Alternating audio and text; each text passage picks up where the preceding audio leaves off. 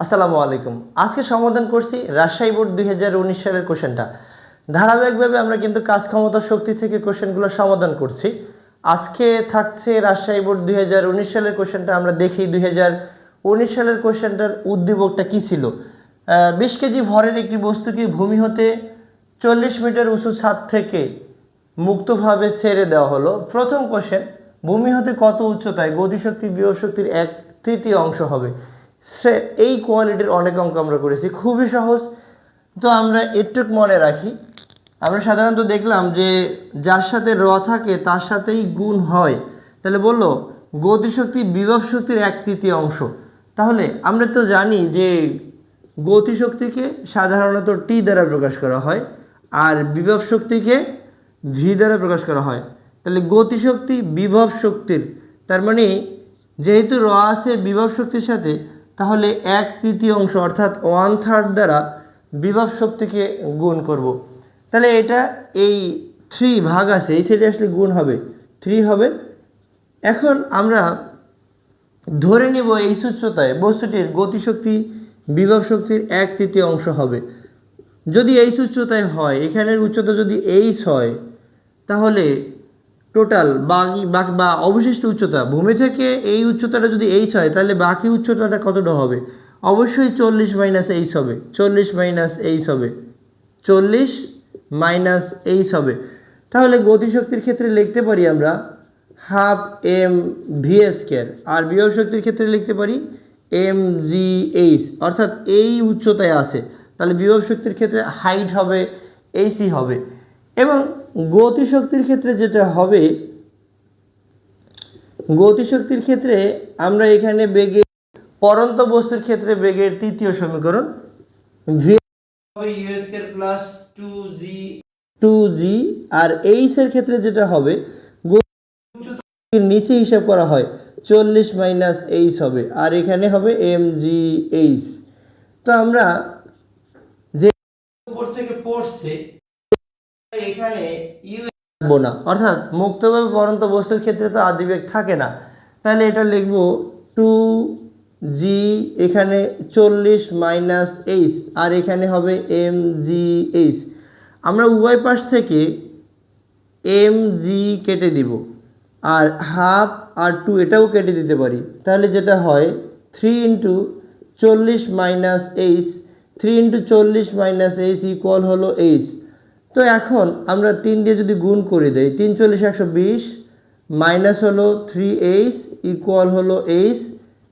তো 120 ইকুয়াল হবে 4h। তো এইচ ইজ ইকুয়াল টু হবে 120 ভাগ হলো 4, তাহলে 30 হয়।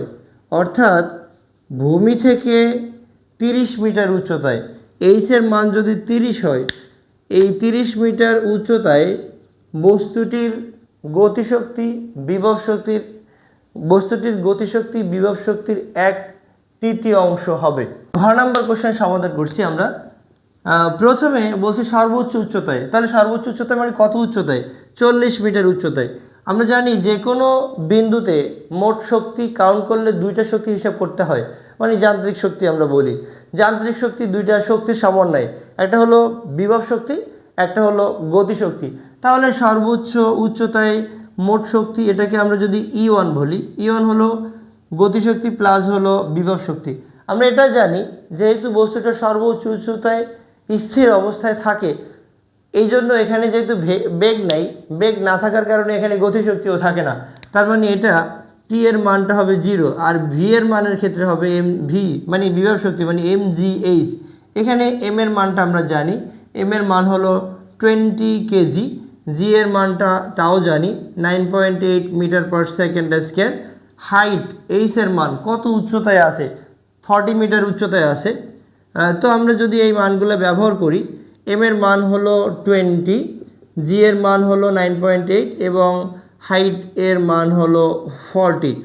তো এখান থেকে আমরা সর্বোচ্চ উচ্চতায় থাকা অবস্থায় বস্তুটির মোট শক্তি কত ছিল সেটা কিন্তু বের করতে পারবো।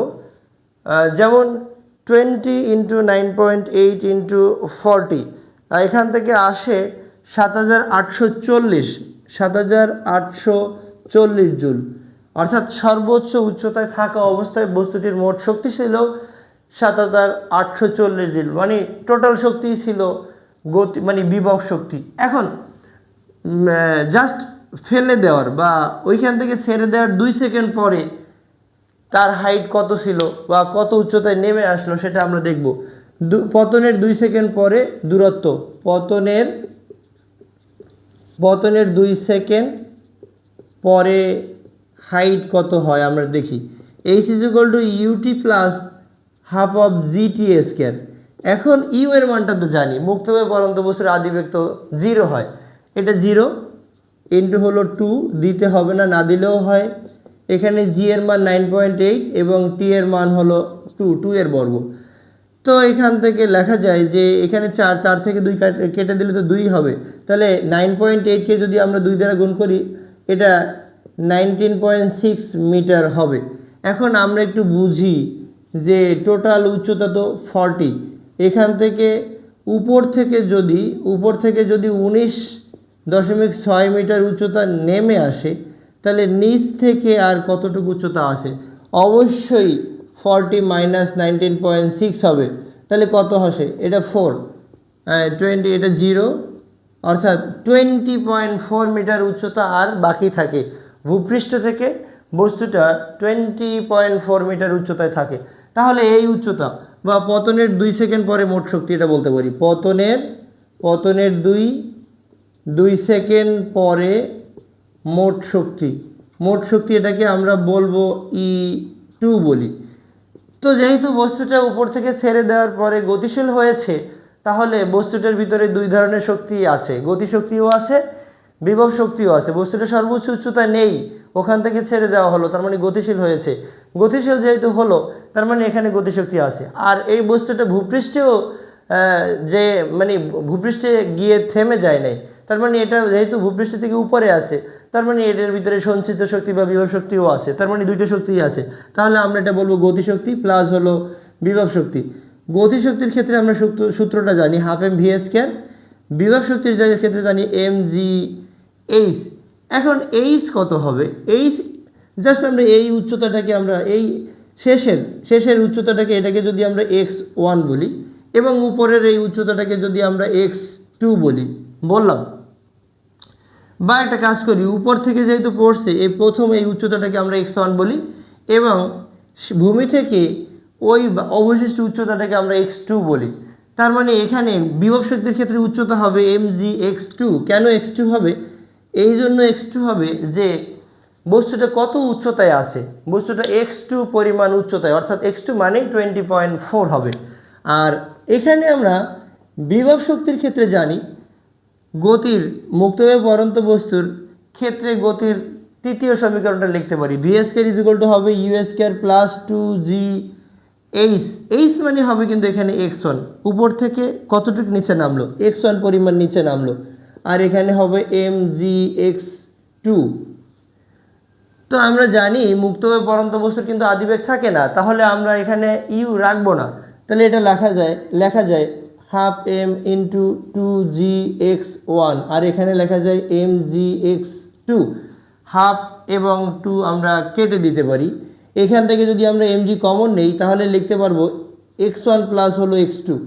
এখন x1 প্লাস x2 মানে টোটাল উচ্চতা, মানে এটাকে হাইট এইচ বলতে পারি, এইচ মানে 40 মিটার উচ্চতা, তার মানে এটা লেখা যায় mgh। এম এর মানটা আমরা জানি 20 কেজি, জি এর মান 9.8 এবং হাইট এর মান 40। তাহলে কিন্তু একই উচ্চতাটাই পাবো আমরা, মানে একই শক্তিই পাবো, 7840 জুল। তাহলে বোঝা যাচ্ছে যে বস্তুটি সর্বোচ্চ উচ্চতায় থাকা অবস্থায় মোট শক্তি 7840 জুল এবং পতনের ঠিক 2 সেকেন্ড পরে বস্তুটির মোট শক্তি তাও 7840 জুল। সুতরাং এটা বলা যায় যে মুক্তভাবে পরন্ত বস্তুর ক্ষেত্রে যে কোনো বিন্দুতে মোট শক্তি অপরিবর্তনীয় থাকে বা শক্তির সংরক্ষণশীলতার নীতি অনুসৃত হয় বা মেনে চলে।